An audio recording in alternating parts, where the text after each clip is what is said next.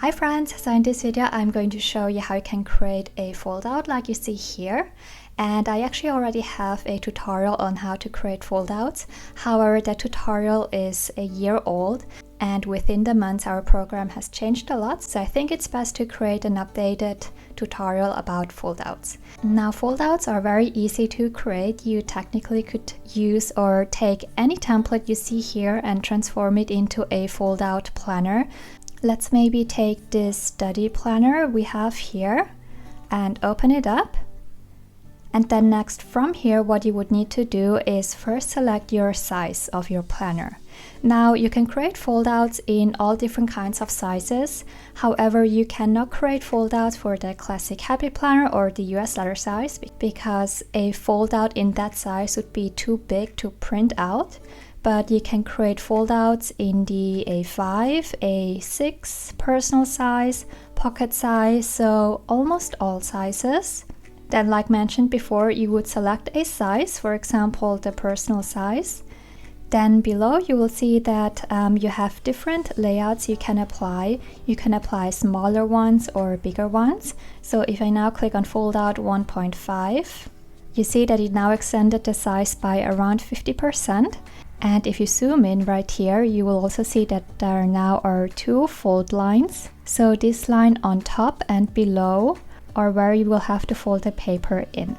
And then we also have the ×2 fold out, which looks like this. And this will extend you the page to have two equal sizes next to each other.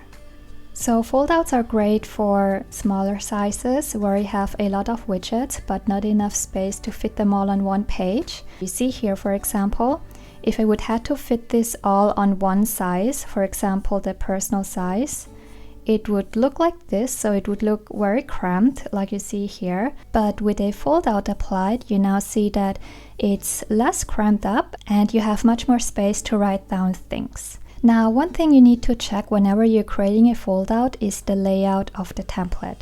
So you don't want to have a widget exactly at the place where you're folding the paper. So for example, if you go to layout and adjust layout, you can adjust the layouts up here by clicking on the numbers and then increasing or decreasing the columns.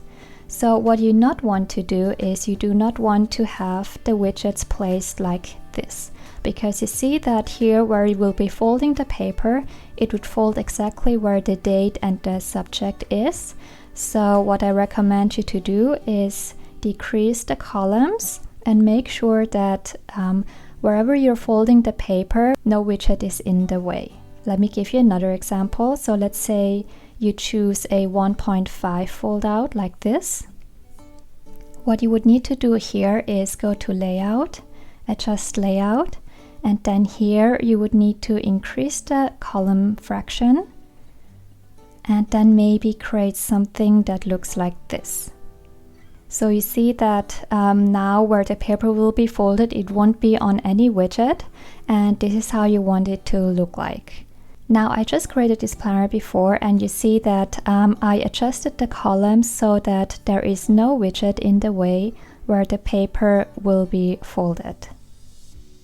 I'll give you one last example. Let's say, for example, you want to create a foldout out of this health anxiety tracker here. So you would open it up in the create page and then next you would select your planner size. For this example, let me maybe try the A6 or maybe the personal white size. And then maybe make a foldout which is 1.5 times white. You see that the layout perfectly lines up with where the paper will be folded, so this looks good. If you, however, would have it set to ×2, you will need to adjust the layout. So go to layout, planner, adjust layout, and then you could make the first column smaller by decreasing it like this. And now you have a huge space here with notes. So what you can do is you could also add a column and then maybe insert a second widget into this field. So for example, you could add a list, maybe a list like this, then increase the amount of rows maybe change the icon to something else like this.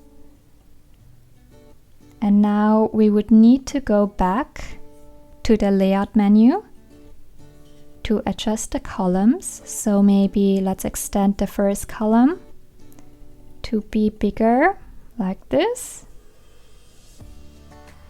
And this is how it would look like.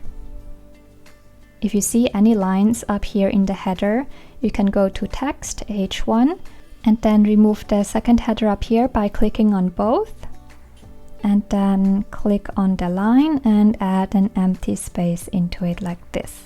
And then also copy paste it from the right to the left side, so you have 2 equal pages. And you can print out this page front and back, so you have 2 anxiety tracker for each month back to back. And that is how you can create foldouts on Planify Pro. As mentioned, the only thing you need to do is go to the sizing, select a size, and then apply a foldout to that size. And then make sure that the columns are just as wide so they don't overlap where the paper will be folded. If you have any questions, feel free to always message me on Instagram or Facebook, and I will try to respond to your questions as quickly as I can. Bye!